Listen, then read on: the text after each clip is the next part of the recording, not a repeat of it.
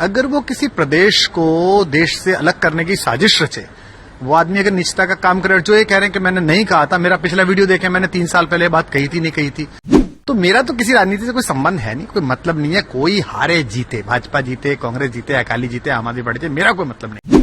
6 साल हो गए, 2017 से 2022 सारा है भैया, कोई नया कैसेट चलाओ। 5 साल से एक ही बात है, मैं तो कहीं नहीं गया, किसी पार्टी में नहीं गया। मुझे भाजपा में भेजा जा रहा था, कांग्रेस में भेजा जा रहा था, बीच में मुलायम सिंह जी ने कोई बात कर दी, समाजवादी पार्टी में भेजा जा रहा था, किस दिन तेलुगु देशम में भेज देंगे।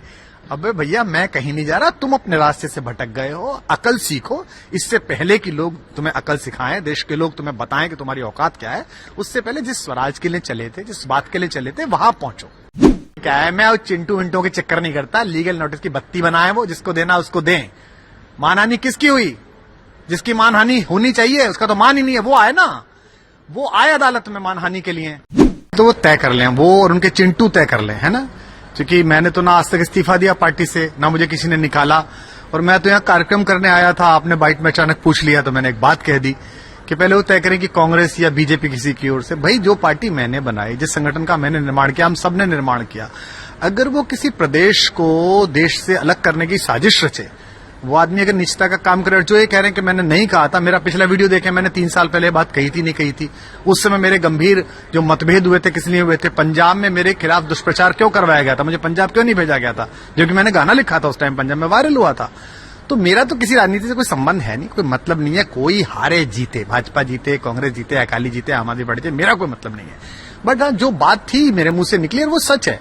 और ये जो इस पार्टी से हैं, उस पार्टी से हैं, चिंटू जो बोल रहे हैं, भैया मैं किसी पार्टी नहीं, मैं तो अपनी ही पार्टी से हूं, जो मैंने बनाई है।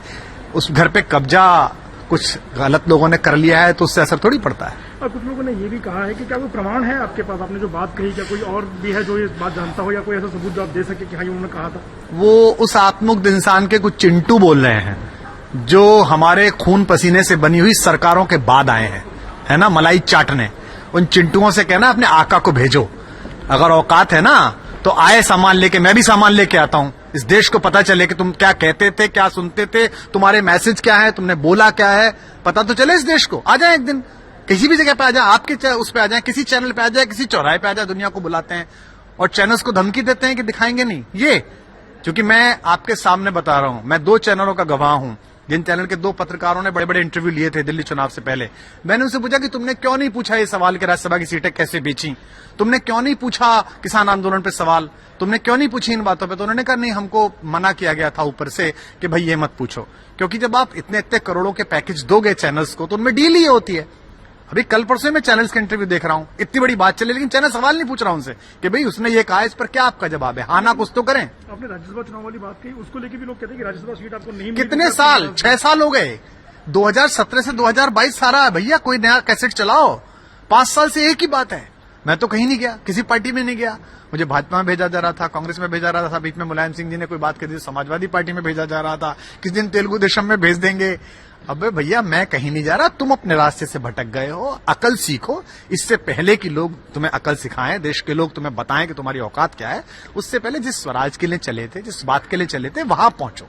राघव चड्ढा ने कल एक लीगल नोटिस की बात की। देखिए क्या है, मैं उस चिंटू विंटू के चक्कर नहीं करता। लीगल नोटिस की बत्ती बनाए, वो जिसको देना उसको दें। मानहानि किसकी हुई? जिसकी मानहानि होनी चाहिए उसका तो मान ही नहीं है, वो आए ना, वो आए अदालत में मानहानि के लिए। वो जिसका चिंटू वो है, वो आका मानहानि लेके आए अदालत में, तो मैं अदालत में दिखाऊंगा कि मानहानि किसे कहते हैं, पता चल जाएगी दोनों को। कल के बयान के बाद आपको किसी का फोन आया आम आदमी पार्टी की तरफ से, उनके समर्थकों की तरफ से, किसी और की तरफ से, किसी और तरह का? वो जो धमकियां भेज रहे हैं, जो फोन कर रहे हैं, जो मैसेंजर्स पे भेज रहे हैं, जो व्हाट्सएप ग्रुप में धमकी चल रही है उनके, उनसे कहना है कि इनसे डरने का मेरा वक्त निकल गया। ना मेरा किसी पॉलिटिकल पार्टी में कोई इंटरेस्ट है, ना मेरे को किसी जीत हार में इंटरेस्ट है। मैं तो अपना ये कार्यक्रम कर रहा था, आपने मुझसे इस कार्यक्रम के बीच में सवाल पूछ लिया, इसने मैंने जवाब दे दिया। मैं उनकी धमकी से डरने वाला नहीं हूं, और ऐसे लोगों की धमकी से क्या डरना जो लोगों पे आरोप लगा के बाद में माफी मांग लेते हो। मजीठिया से लेके स्वर्गीय श्री अरुण जेटली तक जिन जिन के फर्जी कागज हमारे सामने लहराए थे उसने कि भाई इस पे बोल, इस पे बोल, इस पे बोल, आगे जा। हम बोल गए मूर्खों की तरह और बाद में चुपके से भाई साहब मैं माफी मांगता हूं, माफी मांगता हूं।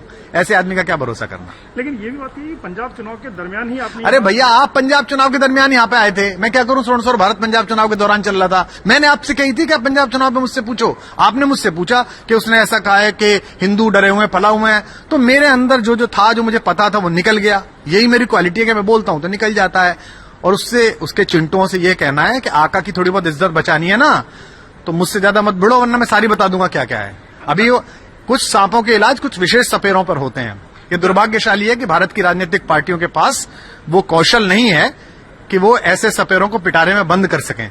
मैं इसके लिए क्षमा चाहता हूं कि ये जो बेवकूफी हुई है, इसमें हमारे हाथ थे, तो हम ही बंद कर देंगे किसी न किसी दिन। हाँ, जातिवाद को लेकर के भी पार्टी ने अपना स्टैंड बदला है, ये बात आपने पहले भी कही है और अभी भी आप ये देखिए, वो तो जो मैनिफेस्टो था शुरू में वो सारा बदला है। वो वीडियो पब्लिक डोमेन में है कि हम ये करेंगे, हम आरक्षण हटा देंगे, हम जो है जो वो होंगी क्या कहते हैं क्रीमी लेयर्स होंगी उनको नहीं देंगे, एक बार जिसको मिल गया दोबारा नहीं देंगे। खुद कहा है, उसके वीडियोस हैं।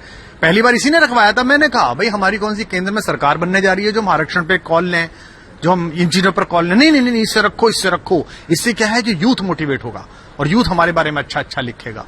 जो आदमी इस तरह की बातें करता हूं, तो मेरी कोई विशेष टिप्पणी इस पर नहीं है। मेरा इतना ही कहना है कि मेरा कोई राजनीतिक मोटिव नहीं है, मेरा कोई राजनीतिक उद्देश्य नहीं है। मैं तो एक कार्यक्रम कर रहा था, आप आए, आपने मुझसे पूछा और मैंने आपको 3 बार मना भी किया कि भाई मैं ये एक भक्ति का, अध्यात्म का, राष्ट्रवाद का, एक राष्ट्रीय गीतों का कार्यक्रम कर रहा हूं। आपने कहा नहीं बताइए बताइए।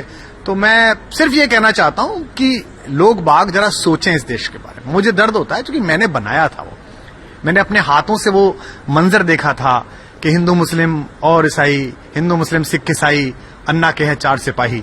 और आज जब ये कहा जाता है कि दलित उप मुख्यमंत्री बनेगा, हिंदू डरा हुआ है, सिख किधर जाए, कैसी बात कर रहे हो यार। आपने कहा आपने पार्टी छोड़ी नहीं, आपको किसी ने पार्टी से निकाल ली, तो आज पूछ लो ना उससे, कोई है। मैं PSC member, national spoke person, कोई लेटर इश्यू करा, कभी कोई ट्वीट करा हो कि निकाल दिया है, कभी कुछ हुआ हो, मैंने कोई कागज भेजा हो।